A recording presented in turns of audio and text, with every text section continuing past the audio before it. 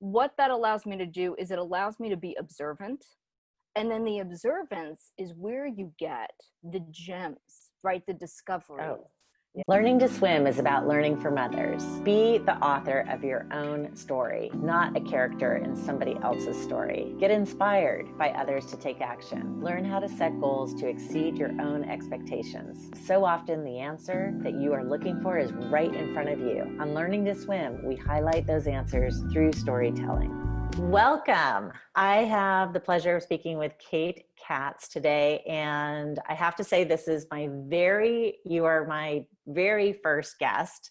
This has been a long time in the making, and I want to thank you so much for being here, and in particular because you really inspired me I have been thinking about this way too long. I've been essentially overthinking it for way too long.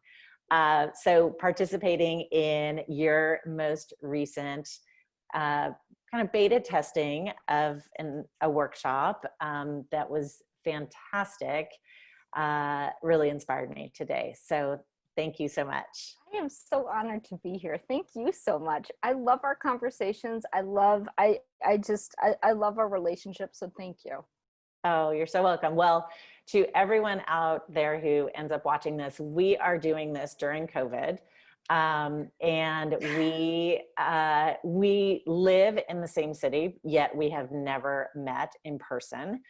We were introduced through a mutual colleague that we both really respect and adore. And I think, Kate and I have been able to develop a relationship of mutual respect and adoration as well. So all via Zoom. Yeah, totally. So I do want to do a brief introduction and feel free to add anything. Kate is the owner and founder of All Hands In, and this is a soft skills development company. Now, Kate has what I would consider a highly unusual background, and it's so fascinating to me. So she's a puppeteer. And I think you may be the first puppeteer I've ever met. We're a small group. Okay. So I'm not alone in saying that to you. No, I think the majority would fall in your camp. Okay. So your background as a puppeteer actually has given you a very unique perspective when it comes to interpersonal skills like awareness, adaptability, and communication. So your work at All Hands In is you use the tools of puppetry to bring a practical approach to developing these skills, so soft skills, in leaders and teams looking to improve culture within their organizations. Yep, that's 100%. That's 100% it. Well, and I will say, yes, and I will have, I certainly will have a link to your website available for folks because as I mentioned, I was able to experience one of Kate's online workshops firsthand, and it was absolutely remarkable. Oh, thank you. So, well, let's dive in to the very first Learning to Swim interview. And I'm just going to, especially given this moment in time, I'm going to ask you, what does resilience mean to you? Every day I get out of bed. These days, it is literally every day I get out of bed is resilience. It's funny because that has been a term that I have carried with me the majority of my life. I come from a dysfunctional family. I come from an adult child of alcoholics. So resilience is something that I have learned how to really embrace in order to thrive and in order to have really productive, healthy relationships in my life, including relationships with my family, right? And so it's one of the things that when my therapists mention resilience, it always felt like such a warrior, and it still does. Like resilience to me carries a lot of warrior connotations with it, but it's very interesting to see how warrior energy shows up in the moment that we're in right now, because it's not so much about, saving civilization as it is about like practicing self-care, right? That those different dynamics. And I think prior to COVID, I would not have associated the behaviors that I currently associate now with resilience, because it would have seemed so trite and so simple. But when it's distilled down to a level of survival, finding joy, like the days that I just have my music turned up and I'm dancing around and I'm singing in my apartment, that's all resilient. That's all resilient behavior right now. So that's really what comes up for me when I think about it. Well, I love that. I love that, because I do feel like that is a word that a lot of times can kind of bring up that warrior feeling. And so I love that you're associating it with joy as well. That's thank you for that. Yeah. So the other thing that I think these questions were formulated pre-COVID. And so that's going to be so much fun. I love that. That's going to be great. So the other question, because I think resilience and grit are one of those, buzzwords that was going around. And then the other thing is failure. So yeah. I would love to ask you, what does failure look like to you? It's interesting because I have really worked on my relationship with failure. And failure is always something that, it's like I talk about fear and I talk about failure, like riding in the car with me in my entrepreneurial journey, right, in my life journey.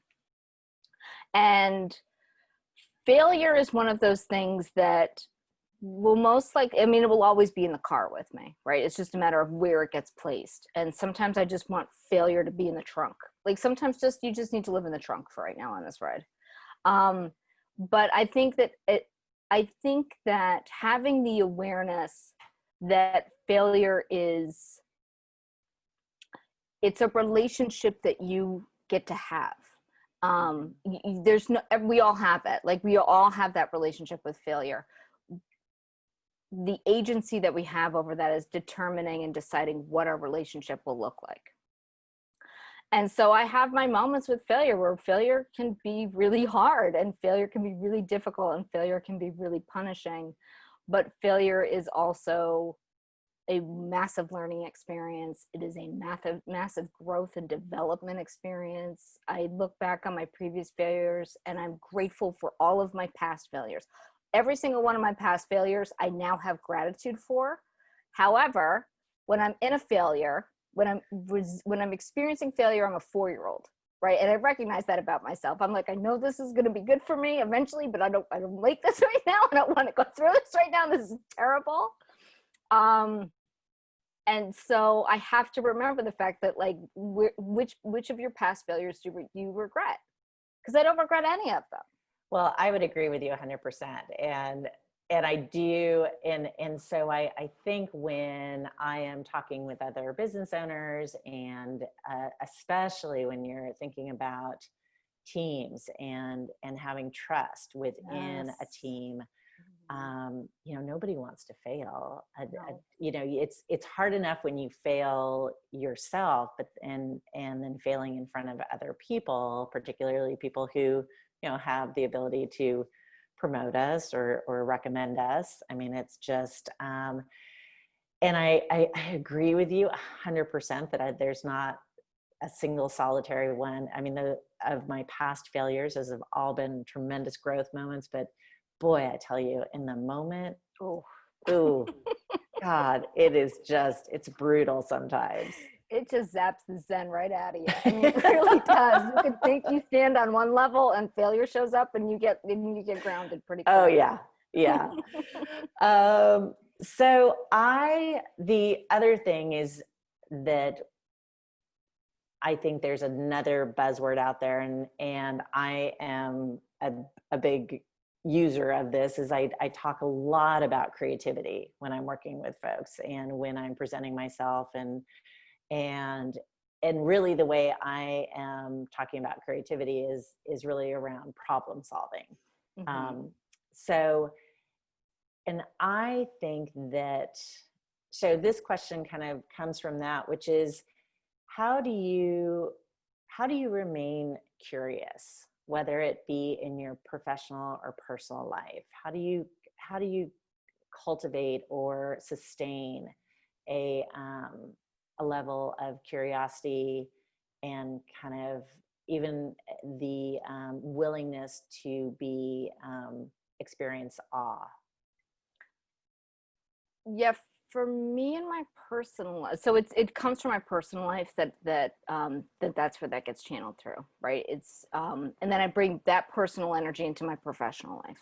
But for me, it starts in my personal life, and it starts with always being present and maintaining my awareness.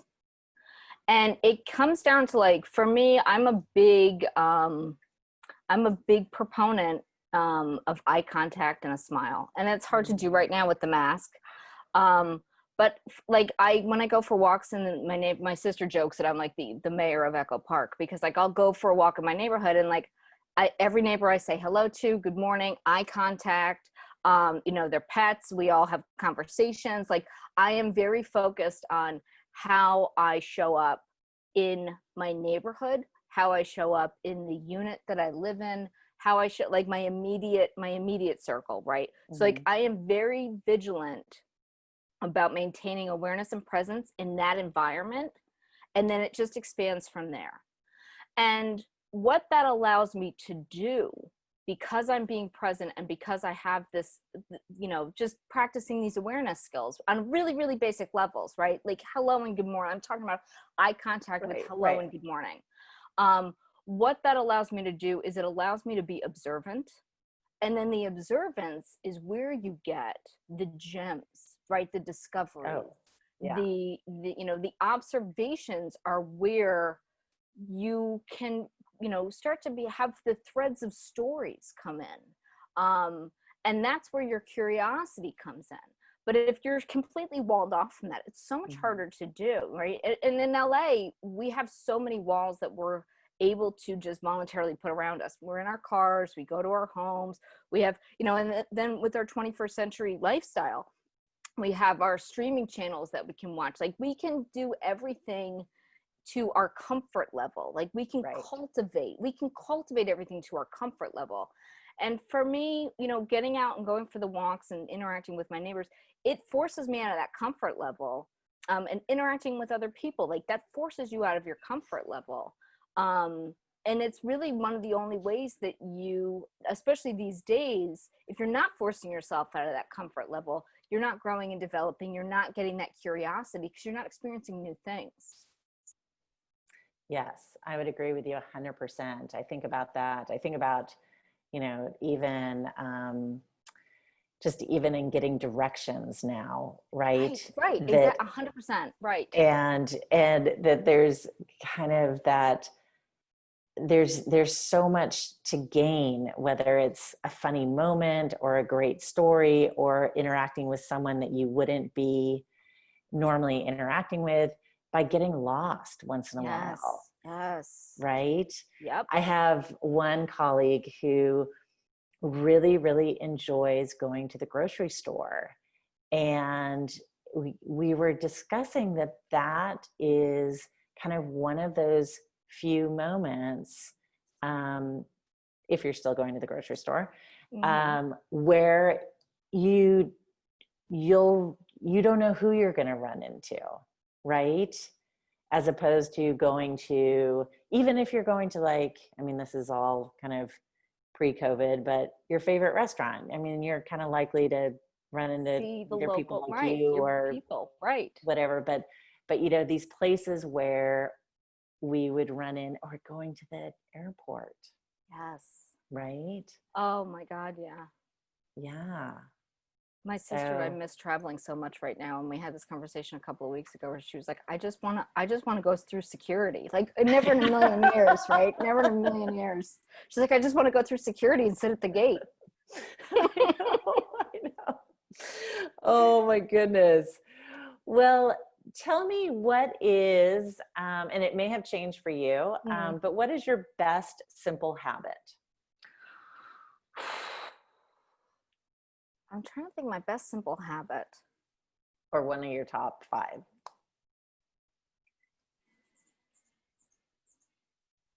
Oh God, it's gonna sound so vain. This is so vain, but it really, like, I'm not a creature of habit. I recognize that, like, I fall in and out of cycles for a lot of things. But my skincare routine, I am There you habitual go. about my skincare routine. Yeah. Good. Yeah. Thank you. Thank You're you for welcome. being so honest. And so, one word to describe your professional journey. Ooh. One word. I know.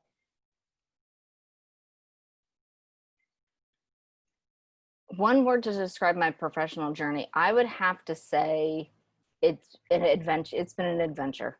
It has been an adventure. Excellent. And what about if you had to pick one word to describe your life up to this point? Ooh. I just have the deepest sense of gratitude when I look at my life on every level. I'm just very grateful. Yeah. Yeah, I hear that. And so going back to kind of your professional life, what was your first paid position? Oh, like for like in anything? It was babysitting. Anything. Babysitting. My Aunt Sisty, I had to babysit my cousin Jill, and I think that I was like 11 or 12. Okay. Yeah. Yeah. And how old was your charge? Oh God, how old was Jilly at that point? I think Jilly may have been like 2 or 3. Yeah. Oh my gosh. Yeah, yeah, big. And they lived in a duplex, and my grandmother's right next door, right? So like it wasn't like just watch this kid and I'll be gone. Right. But yeah, it was. I think about that a lot because for the women in my family, babysitting, we had so many cousins, so babysitting was a lot of our first jobs, and it was a lot of learning how to care and learning and continuing that play, right? Because I'm 13, I'm kind of falling out of that play period in my life. But when you have these younger cousins, it's constantly getting reinforced. Yeah. Fun. And, oh, well, you kind of answered my second question, which is any connection to your current position? Very much. I never wanted to give up play. That was something that I remember being very young and like the questions being asked of like, what do you want to do when you're an adult? And I was like, and even as a young kid, I was like, I just want to play. Like everything about adulting doesn't look fun to me. So whatever you guys are doing, I don't want to do that. I don't want to do that. Like I want to find the thing that I get to just be a kid in as an adult. And then I remember years later recognizing that Sesame Street, like there were people under the puppets, right? Recognizing like that was a job. And then I think that I was watching like a behind the scenes for like Star Trek or one of the special effects shows, and they were interviewing one of the creatives behind it. And they asked him why he does what he does for a living. And he said, "What, are you kidding me? I get to play all day. I get paid to play." And I remember being like 10 and my head shot up and I was like, I want that job. That's it. That's what I'm doing for the rest of my life. Oh my gosh, I love it. So what is your in plain sight talent? My in plain sight talent. So if I were to let me translate that. Is that like my obvious talent? Yeah. I would like to say that when people see me, they see joy, like that I have a talent for joy. Yeah. That's my hope. Some days I show up better at that than others, but overall, I think that's how I would like to be seen. I think you do that very well. Thank you. Sure. And then conversely, any hidden talents? Or the ones that you kind of might reveal more slowly? The things that I am slow to reveal, like the dating things that kind of get like brought out as time goes on. I am definitely somebody who is very passionate about the state of the world. I'm a very deep thinker. I think about the human connectivity in all aspects of our global community, and how that relate, and how that all, like, where the connections are to all of those things, our planet, each other, you know, the economy, all of it. That's something that, I mean, for my friends that know me well, they're like, yeah, I mean, that's probably your obvious, you probably stated your obvious talent is your hidden talent, and your hidden talent is your obvious talent. But it's something that I try not to bring to the table immediately. Yeah. And, oh, well, again, this was, so I'm always, because I love to travel. And as we just mentioned, you know, at this point, we'd be happy going through security. Pretty much. But where would your next trip be, and why? New Orleans, New Orleans, New Orleans, New Orleans, New Orleans, New Orleans. I mean, how many months have we been in COVID? Every morning I get up, my Spotify, I've got 6 different New Orleans playlists on Spotify. It is my second home. So I'm originally from the East Coast, New York and Connecticut. My grandmother on my father's side, it was from New Orleans. Okay. And so every year since I was 8, we were flying down to see cousins. And so that is very much my second home. Oh, nice. And what's your favorite holiday? Ooh, that's a good one. You know, and you could include your birthday as part, and I can include my birthday as one of the options. Okay, good. You know, it's funny because the last couple of years, Thanksgiving shot up on my list. But it came from this place of like really wanting to sit in gratitude, like really wanting to spend a day, like a full day to a week, just focusing on gratitude, which is, it turns out that's one of my core values, right? Gratitude and joy.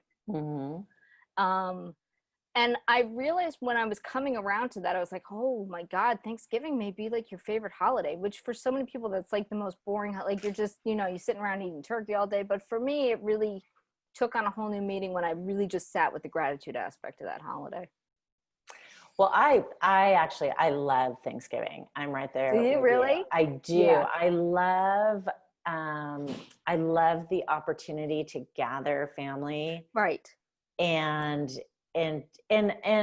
whether that's family of origin or your chosen family. Right, chosen family out in LA, right. Yes, absolutely. Right. And so I love that. And I love the fact that it's not kind of tainted with the you know, did you get the right present? Did you right. all that kind of stuff. Right, it's the stress of the commercialism. Yeah. Right. So right. I love Thanksgiving. And so do you have dreams where you fly? Yeah, it's interesting. I do have dreams where I fly. I haven't had them in a while, and I feel like I experienced them a lot more when I was younger. But I definitely have them still. Yeah. Is that, so what is that associated with? Because I can't remember. What's the association? I can't either, but I do remember having, I mean, those are still some of the most vivid dreams that I can remember from being young. And it's funny because for me, my flying dreams, none of them are remotely, it never felt harrowing or like it was a dangerous thing to be doing.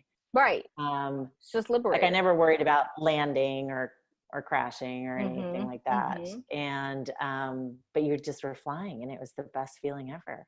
Now I have had dreams where I had been flying and the dream was not clear, but I felt impact. Like I would wake up feeling impact.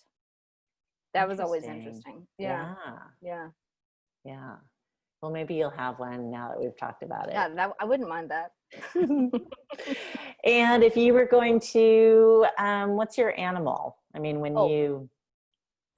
Yeah, the spirit animal, otter. Always otter. Oh. Well, could you... Yeah, otters, man. I love, they are really like, they embody so much of my own energy, the playfulness, the joy, the way that the community sort of coalesce around each other. They hold hands when they're in the water, and they don't want to separate from each other. Like, there's just so much about otters that just bring me a really wonderful connection.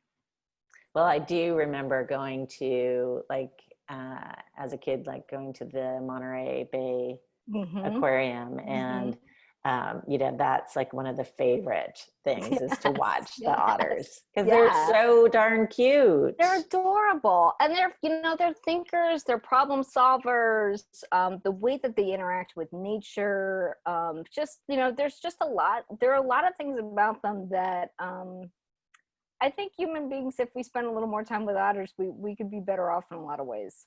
Oh, for sure. Yeah. For sure. So there was a question, I hadn't really planned on asking this, but based on what I loved this imagery that you touched upon earlier in our conversation, when we were talking about failure, and you were talking about riding in the car with fear and failure. And I was curious if you feel like your background or your training as a puppeteer in creating kind of these extensions of yourself has informed how you think about sitting with different feelings and emotions, and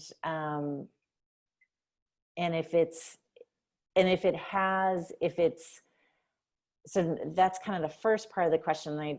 Does that make sense? It does make sense. Like, has my background as a puppeteer informed how I sit with a variety of emotions? Yeah. And and then also, I'm wondering if it's if you find it, if that is the case, do you find that it is it helpful kind of across the spectrum of emotions? Do you find it kind of more helpful for some of those uncomfortable emotions? What does it look like? So it's interesting, because I can only speak from my experience. I can't speak for general puppeteers. I don't think that all of us sit with these things this way.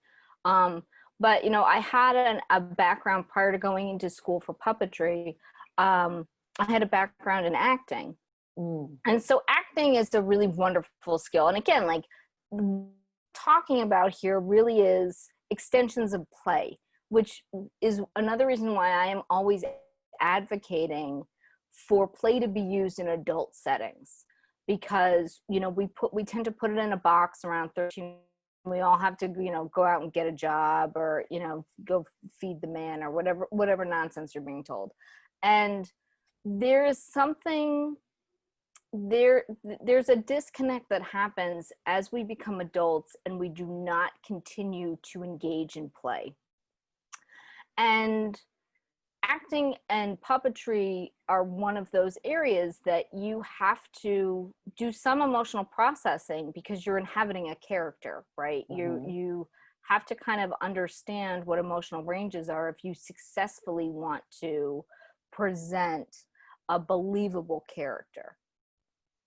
But what I will say from my personal experience is that I really didn't start to get clarity for myself, right? Because the thing about puppetry is it's a tool, you can use it. And this is also one of the reasons why I transitioned over to puppetry. Even though I've always wanted to do it when I was a kid, I stumbled for many years developing the confidence to go out and pursue it, because it seemed so it took me years to apply to graduate school for puppetry. So, what I'll say during that period is that, like, the puppet is experiencing emotions. I'm putting that energy as a puppeteer into that puppet, right? It's a conduit. But then when I put that puppet down, I walk away and I go back to my life. And one of the reasons why I like that was because I recognized when I was in theater, I had a number of colleagues that could never leave the stage. And it's not a judgment call. It was just something that I didn't want for my own life. I wanted to have an authentic connection with myself. So, years later, really, having a roadmap for emotions was important. And I think that puppetry helped to give me that. But sitting with those emotions and internalizing those emotions and developing the awareness and the embrace of those emotions without the shame or the judgment or the ridicule or all the other things that we put on top of it, that really came from deeper processing with some wonderful therapists and my own ability to step up in a courageous manner and go, not recognizing at the time that, like, something like shame, right? Like, processing shame is so hard. It's so hard. It's so draining. It's terrifying. You have to put a mirror up in front of you where there are times when that reflection might not look anything like you, and you have to unpack all of that. And so, I was given a vocabulary, but just because you're given the vocabulary, that doesn't mean that you know how to articulate. Right. It doesn't mean that you know how to pronounce correctly. It doesn't mean that you know how to utilize that word in a sentence. Exactly. And that's where therapy really became very helpful. Well, thank you so much. With your, again, one of the things that I love about you is that you are able to be very authentic and so honest in a really not kind of it's in such a inviting way, and really I know that part of the reason why I enjoy our conversation so much is I feel like I'm always learning so much, and I'm kind of I definitely will have different things that I think about after we've talked. So I love hearing that. Oh, absolutely. My perspective is that I'm not unique. I think that my human experience is very much like a lot of other people's human experiences. And we don't discover that unless we're showing up with, vulnerable and authentic and willing to expose. And because the other thing is, like, I also am in a constant state of wanting to learn and being observant. Get that unless you show up to the space ready to embrace and listen to another person, right? And sit and observe another person's experience, hold space for that. Thank you for allowing me that. Oh, for sure. Well, I have my final question is there a question that you wish I had asked you?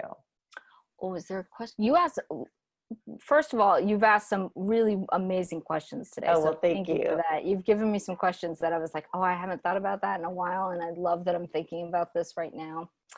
I'm trying to think if there's a question that you haven't asked that I was hoping you would. I mean, we've talked about a lot of the things that I'm currently going through right now, I would say, the what I would like to talk about, though, we kind of touched on it, but the biggest challenges that for me, particularly during COVID, right? Like, how so say that COVID, again, because you froze just a little bit. Is that COVID has, like, what are the challenges that COVID has brought up for me? Okay. And what have I had to confront that I have not confronted prior to? Hopefully this. I think we're frozen a little bit. So you were saying you were going to bring up, you're saying that what are the challenges that COVID had brought up for you and how to manage that? So yeah, how to manage it. So for me, I live by myself. Like, I live in a community-centered space. I have a guest house behind a main house, but I have my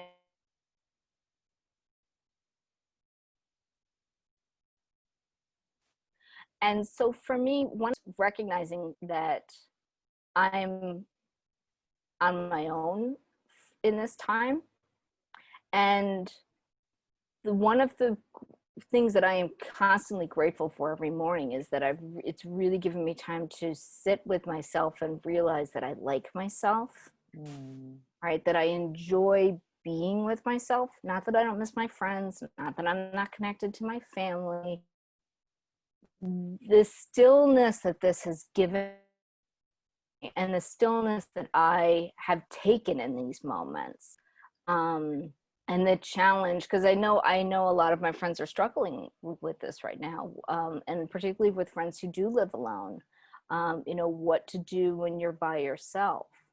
And I think, I could have made the choice to avoid a lot of, like, the choice could have been to avoid, right? A lot of avoidance. But I'm really glad that I have sat with myself in some time. It's lonely. Like, lonely shows up now. Lonely used to bowl me over, and because I didn't experience it enough. So when it did show up, it was always underneath all this other stuff. And I remember like having to call my sister and having to explain to her, like, I don't feel centered. I'm confused. I want to eat, but I'm not hungry. And like, I'd go through all this and she'd go, Kate, you are lonely. She'd literally have to say that to me because I just I didn't understand it. And now, courtesy of COVID, loneliness shows up on a regular basis. And I'm like, it's loneliness. Lonely's here again. All right, just go, you know how to work through this. Just go through it, which is amazing, right? Like, that's such an amazing gift. Would I have not wanted to have that and gotten rid of COVID instead? I mean, that's up for discussion. That's up for debate, because this has been just so shitty. But I know. General consensus is that the challenges of being by myself right now have actually proven to be very fruitful. Well, thank you again for your time. And I have been speaking with Kate Katz of All Hands In, and her information will be with this video. So please check out her website. And I cannot wait for us to be in the same physical space at one point in time, and looking forward to working together really soon. I know, I can't wait to see you in person. All right, love, enjoy your day. Thank you so much. Bye-bye. Bye. Our goal is to inspire others and share stories to find meaning in your daily life. Let go of the traditional norms and be yourself at home, work, and beyond. The awareness of bright spots and blind spots is a performance-enhancing tool that you can apply to your life and to your organization today.